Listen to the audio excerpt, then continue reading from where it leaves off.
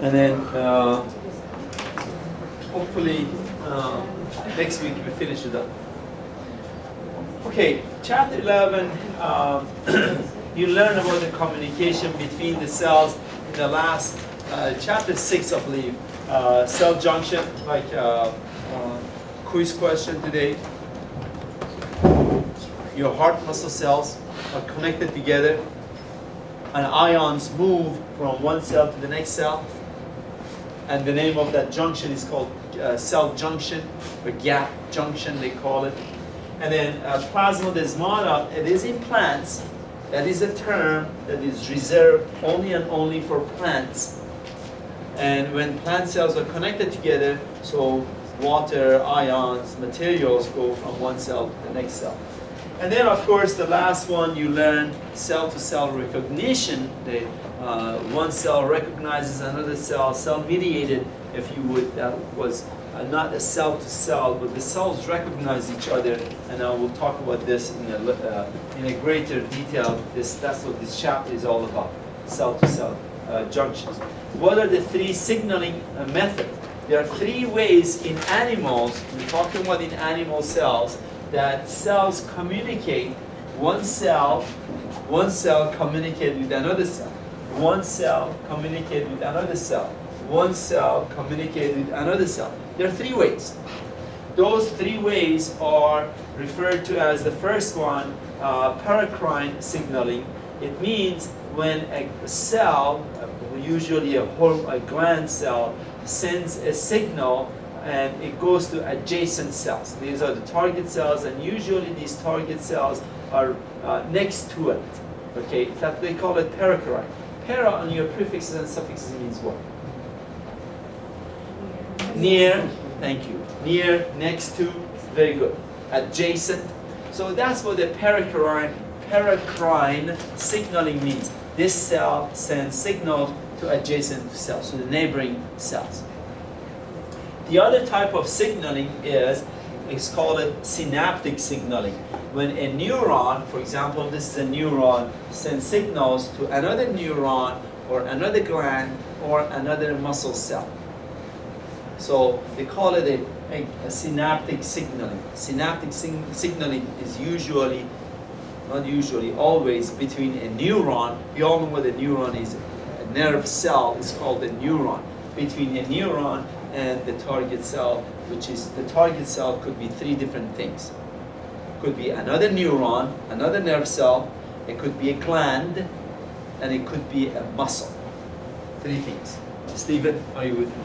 And the last one is called endocrine signaling, which you release a hormone from your pituitary gland. For example, a hormone from pituitary gland goes to your adrenal gland on top of your kidney. Oxytocin, in case of female, when they're giving birth, oxytocin is released, goes to the muscles of uterus. It's not an adjacent cell, right? Oxytocin from your posterior pituitary gland goes to uterus cells and then cause the labor. Okay, I hope I'm making some sense. So there are three methods of signaling. Local signaling, again, is called paracrine, and then synaptic signaling is called between a neuron and then a target cell. And then, of course, endocrine signaling is from a gland, and it goes by blood vessels. By blood vessels goes to the target cell. What are the three stages of cell signaling? A review. Sutherland, he was a scientist back in, I think it was in the 60s. Sutherland suggested, I can't remember the date now. Sutherland suggested that cells receiving signals were through the three processes: reception, transduction, and response. So let's talk about these three responses, that the three processes that they receive information. When you have a cell that receives information, then there are three methods of receiving information. This is a cell that is receiving information. I told you there are three ways of receiving information, but there are three processes. By reception, transduction, sequence of events A to B to C, transduction, and then you have a response. Okay, so let's go over each one of these and talk about them a little bit.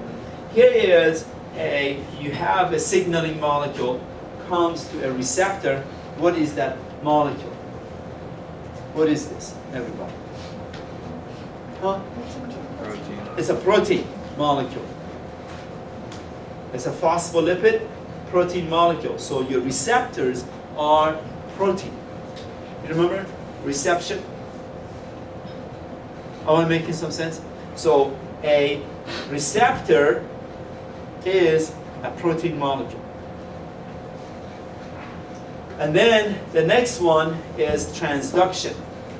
This protein molecule, when a signal comes in and the protein molecule cause inside of the cell, molecule number 1 becomes molecule 2. Number 2 becomes 3. That is called transduction. I hope I'm making some sense. For quiz on Monday. If nothing else, study for the quizzes. We do have one today. So, not over these. Not over these. So, the molecules, the transduction is when molecules inside of the cell change from one form to another, and eventually they go to the response. This number 3, make this molecule, make this activation here to occur, and that's called a response. So there are 3 stages. There are 3 stages. Right here, signaling comes to, remember this? Well, let's go back. There are 3 ways, let's go back. There are 3 ways that the cells stimulate each other, right? Remember that? There are 3 ways one cell stimulates another cell. This is paracrine, synaptic, and endocrine. Paracrine, cell next to it, synaptic via a neuron, always is synaptic, a neuron is involved, and then endocrine from a gland to uterus cells, okay? So these molecules right here, you see these blue ones, you see the green ones here, the red ones here, they are the one that cause a change in the target cell, in the target cell, in the target cells. That's what I'm talking about. Those reception, the target cells receive,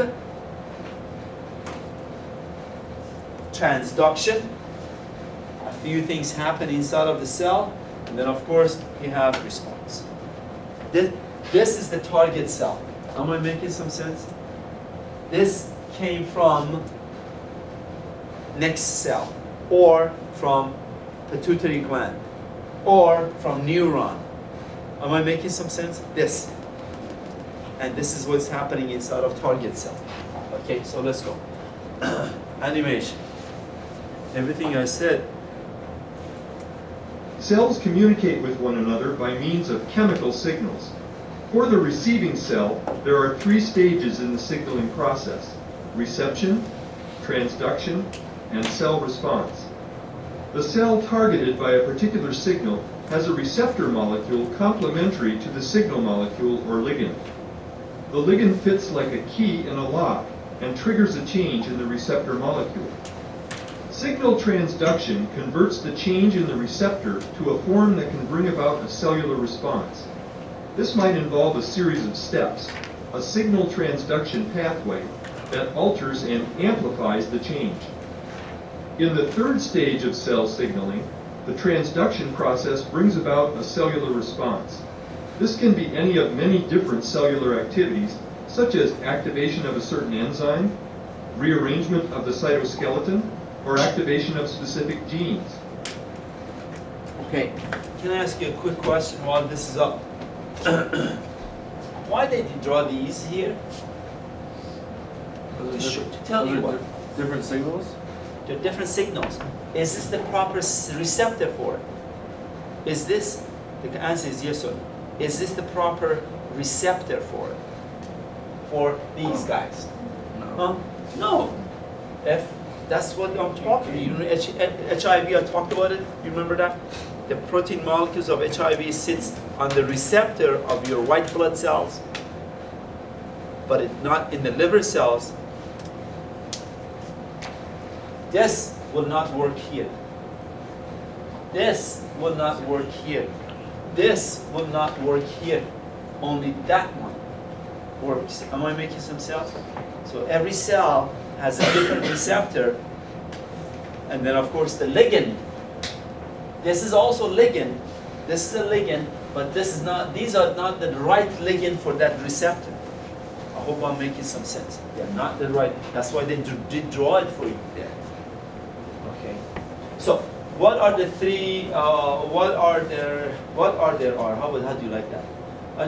These are the title of the PowerPoints, and I just added what are at the beginning of it. I didn't fix the rest of it. Hopefully for future I will fix it. But what are three main types of membrane receptors? Okay, that's another big thing that you need to know for your exam. This could be an essay question. I think I asked that. What are the three receptors? The three receptors are G protein coupled, the receptor tyrosine kinase, and the last one is ion channel receptors. Let's go over them. There are three different type of receptors. G protein coupled receptors, ion channel receptors, and of course receptor tyrosine. What do you think? Tyrosine kinase. Have you heard that term before? It sounds familiar. What was it? Amino acid. Thank you. It was a quiz question too. I purposely in your quiz and exam, both, I put this one. Tyrosine is the one I said. Everything you learn from exam number 1 is going to haunt you. It's going to come with you for exam number 2, number 3, number 4, final, next semester, next class. When you become a doctor or I don't know, PA, whatever you're going to become. Unless you become a civil engineer, it will not haunt you that much. Okay, what are G proteins receptors in plasma membrane? Let's go over that. G proteins coupled receptors is G, that's the abbreviation for GPCR, G protein coupled receptors. So for short, from here on, I'll probably refer to it as a G protein, or during exam, forgive me, I'll probably, or quiz, I will say G protein.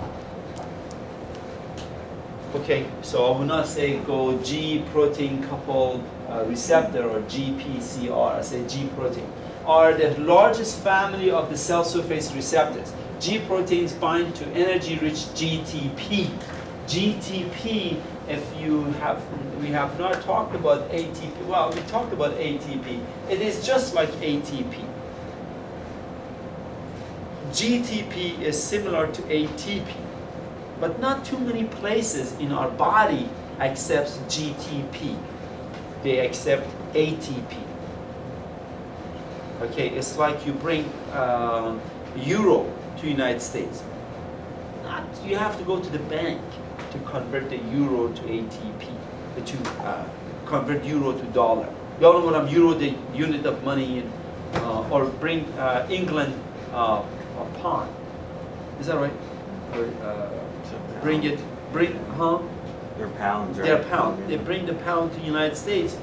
The only place you can take it is a bank. Convert it and use it. Same thing here. Okay, so our body takes ATP, but GTP is also a source of energy.